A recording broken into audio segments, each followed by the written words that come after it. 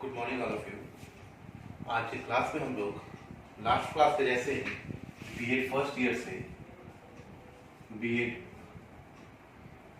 First year से paper C3 को देखेंगे,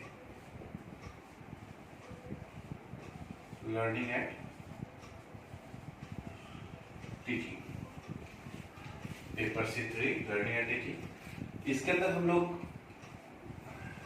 क्रिएटिविटी एक चैप्टर है उसी को डिस्कस कर रहे थे। क्रिएटिविटी, सृजनशीलता क्या है, सृजनशीलता, इसी के बारे में हम लोग डीपली डिस्कस कर रहे थे।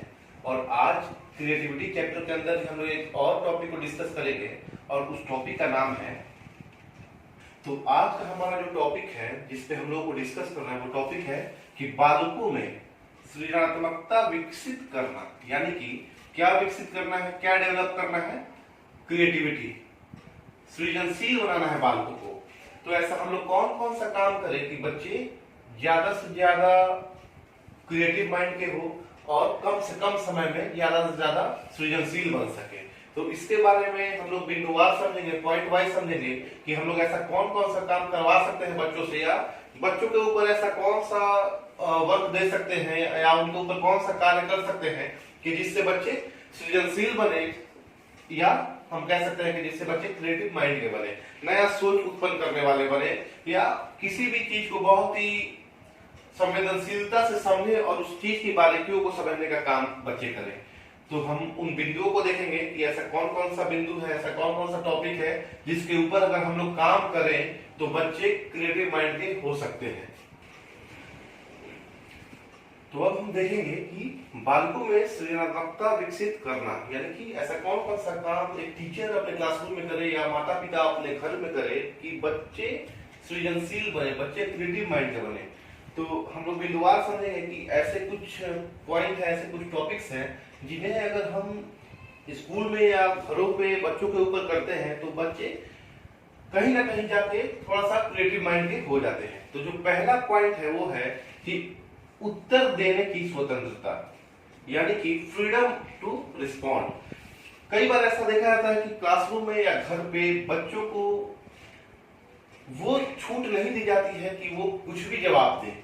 तो उत्तर देने का जो स्वतंत्रता है बच्चों की मानसिकता के भीतर, वो कहीं ना कहीं फ्री होना चाहिए। यानी कि बच्चे किसी भी उत्तर को देने में डरे नहीं, या तो माता पिता के सामने या तो शिक्षक के सामने, दोनों के ही सामने बच्चे एकदम फ्री माइंड में रिलैक्स होकर कोई भी उनके मन में जो भी जवाब आ रहा है, जो भी उत्तर आ रहा है, वो अपने उत्तर को माता पिता या टीचर्स के सामने रख सके। तो पहला जो पॉइंट है वो है कि उत्तर देने की स्वतंत्रता बच्चों में होनी चाहिए, तभी बच्चे सृजनशील बनेंगे, तभी बच्चे क्रिएटिव माइंड के बन पाएंगे। जो दूसरा पॉइंट है वो है अहम अभिव्यक्ति के लिए अवसर, यानी कि अपॉर्चुनिटी फॉर ईगो इन्वॉल्वमेंट। यहाँ पे ईगो की बात आ रही है। तो ईगो की अगर हम बात करें तो हम लोग देखते हैं कि कहीं कहीं पॉजिटिव ईगो भी होती है और कहीं कहीं नेगेटिव ईगो भी होती है। तो यहाँ पे पॉजिटिव ईगो की बात हो रही है। पॉजिटिव ईगो से सेंस है कि अगर मतलब ईगो का तो अगर हम किसी काम को कर रहे हैं तो हम इस चीज को किसी के भी सामने कहेंगे कि ये मेरा किया हुआ काम है, यानी कि यहाँ पे ईगो वाली बात है कि ये काम मैंने किया, ये काम कोई और नहीं, सिर्फ और सिर्फ मेरे द्वारा हुआ है।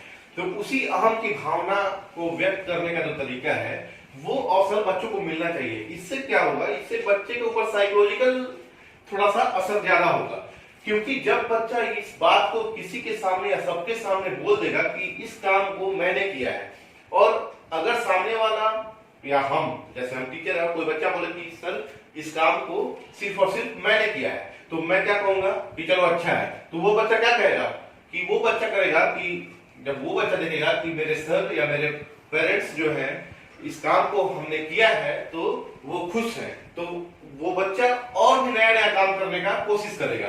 तो यहाँ पे उसी अहम अभिव्यक्ति के लिए अवसर प्रदान करने की बात की गई है कि जो पॉजिटिव ईगो होती है वो पढ़ाई में हो या खेल में हो या किसी भी काम को करने के लिए हो, ईगो का होना बहुत जरूरी है। ईगो होने से क्या होता है, अगर पॉजिटिव ईगो हमारे पास होगा तो हम किसी भी काम को बहुत ही सटीक तरीके से करने का कोशिश करते हैं।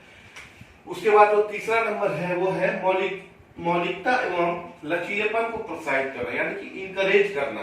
एक टीचर या एक माता पिता का ये प्रबल काम है किसी बच्चे को सृजनशील बनाने के लिए, किसी बच्चे को क्रिएटिव माइंड का बनाने के लिए या सृजनात्मकता की भावना उत्पन्न करने के लिए टीचर्स या पेरेंट्स को ये जरूरी है कि वो हमेशा कदम कदम पे बच्चों को इंकरेज करें, यानी कि बच्चों को आगे बढ़ने के लिए प्रोत्साहित करें, बच्चों को आगे किसी भी चीज को अनुसंधान करने के लिए प्रोत्साहित करें, या किसी भी जवाब को खोजने के लिए प्रोत्साहित करें, या किसी भी शोध कार्य को करने के लिए प्रोत्साहित करें। तो मौलिकता एवं लचीलेपन को प्रोत्साहित करना, यहाँ पे इंकरेजिंग की बात की गई है कि बच्चे के अंदर जो भी उसका अपना मौलिक रचना है, जो भी वो कुछ नया करना चाहता है, उसको दबाया नहीं जाए। और ऐसा नहीं हो कि बच्चे जो मतलब जो भी घिसे पीटे रूल एंड रेगुलेशन है उस पे चल के कोई भी आंसर निकाले, ऐसा नहीं। बच्चे के अंदर उसके अंतरात्मा से जो भी काम करने की इच्छा हो, यानी कि किसी क्वेश्चन को वो अपने तरीके से सोचे, उसका उत्तर वो अपने तरीके से निकाले, तो उसके लिए बच्चों को इंकरेज करना है हमेशा। क्योंकि अगर हम इंकरेज नहीं करेंगे तो बच्चे डर के मारे कोई काम या एक कदम भी आगे चलने में असमर्थ हो जाएंगे।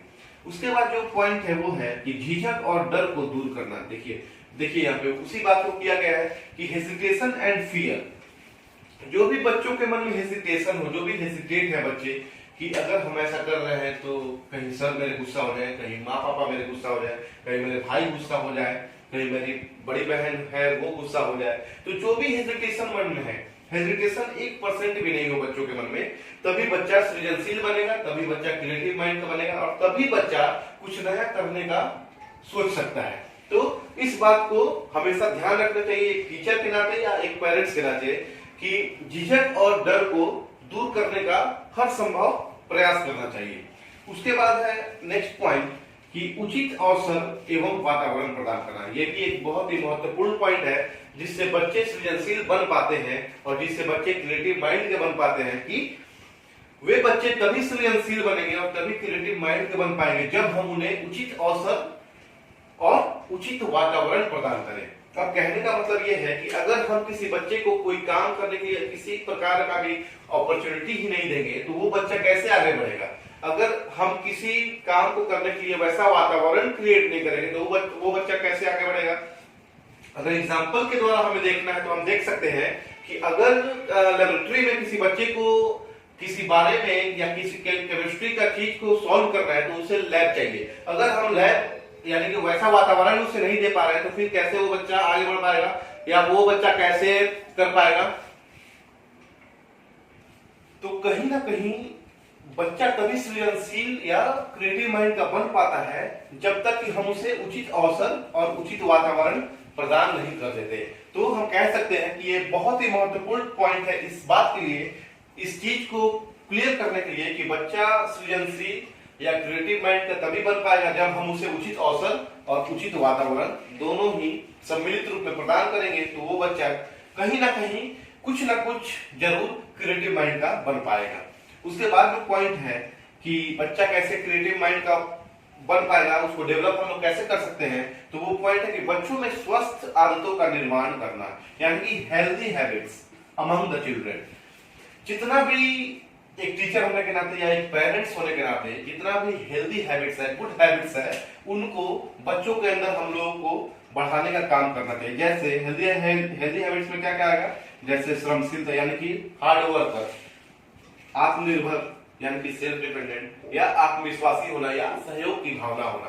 तो जब कोई बच्चा अगर बहुत ही हार्ड वर्कर है, और अक्सर हम लोग देखते हुए कि एक सृजनशील बच्चा बहुत ही लेबोरियस होता है, बहुत ही हार्ड वर्कर होता है, और वो बच्चा जो हार्ड वर्कर होता है, जाहिर सी बात जब हार्ड वर्कर होगा तो आत्मनिर्भरता उसके अंदर ऑटोमेटिक उत्पन्न हो जाएगी और वो आत्मविश्वासी होगा और उसके अंदर सहयोग की भावना भी कूट कूट के भरी होती है। उसके बाद जो टॉपिक है कि समुदाय के सृजनात्मक साधनों का प्रयोग करना, यानी कि using creative resource of the community, यानी कि हमारे समुदाय में, हमारे समाज में जो भी फिजिकल रूप से साधन उपलब्ध है उन साधनों का प्रयोग बच्चों को करने के लिए सिखाया जाता है या सिखा सकते हैं। जैसे कि अगर किसी बच्चे को, कभी स्कूल के बच्चे को कोई फैक्ट्री दिखा दिए, कभी हॉस्पिटल का पूरा सिस्टम घुमा दिए, हॉस्पिटल में किस वार्ड में कौन सा काम हो रहा है या किस वार्ड के लिए कौन जिम्मेदार है, या फैक्ट्री में ही किस वार्ड किस डिपार्टमेंट का कौन सा काम है, किसका क्या काम है, तो फिजिकल रूप में उसको घुमा दे तो बच्चे थोड़ा सा उस चीज को फील करके काम करेंगे और उसके ऊपर अपना दिमाग ज्यादा से ज्यादा लगा पाएंगे।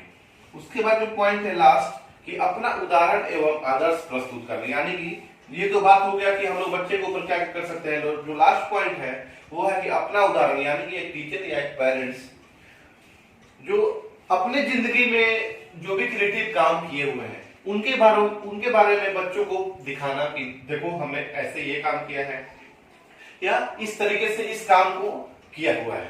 तो उन सब बातों को अपना आइडियाज देना, जो हम जिस काम को किए हैं, हम जिस बात को लेके जो भी काम को आगे तक लेके गए हैं, उन सारे बातों को बच्चों तक पहुंचाना, ताकि बच्चे उस बात को फील करें और ज्यादा से ज्यादा अपने माइंड को साफ कर सके। तो इस प्रकार से हम लोगों ने देखा कि बालकों में सृजनात्मकता विकसित करना, यानी कि development of creativity among children, कि हम लोग बच्चों के भीतर कैसे डेवलप कर सकते हैं क्रिएटिविटी को। तो हम लोगों ने पॉइंट वाइज बताया, एक बार फिर से मैं रिकॉल कर देता हूं पॉइंट को। जो पहला पॉइंट वो है कि बच्चों में उत्तर देने की स्वतंत्रता होनी चाहिए। सेकंड पॉइंट है अहम अभिव्यक्ति के लिए अवसर, यानी कि पॉजिटिव ईगो जो भी बच्चों के पास है उसको वो अभिव्यक्त करने के लिए अवसर देना चाहिए। उसके बाद है मौलिकता एवं लचीलेपन को प्रोत्साहित करना, यानी कि बच्चे को हमेशा इंकरेज करने की भावना टीचर या पेरेंट्स को रखनी चाहिए। उसके बाद है झिझक और डर को दूर करना, यानी कि बच्चों के अंदर जो भी हेजिटेशन है या जो भी फियर है, जो भी डर है, उन सब को दूर करने का कार्य टीचर को या पेरेंट्स को करना चाहिए। तभी बच्चे सृजनशील बनेंगे, तभी बच्चे क्रिएटिव माइंड के बनेंगे। उसके बाद जो पॉइंट है उचित अवसर एवं वातावरण प्रदान करना, यानी कि अपॉर्चुनिटीज एंड एटमॉस्फेयर।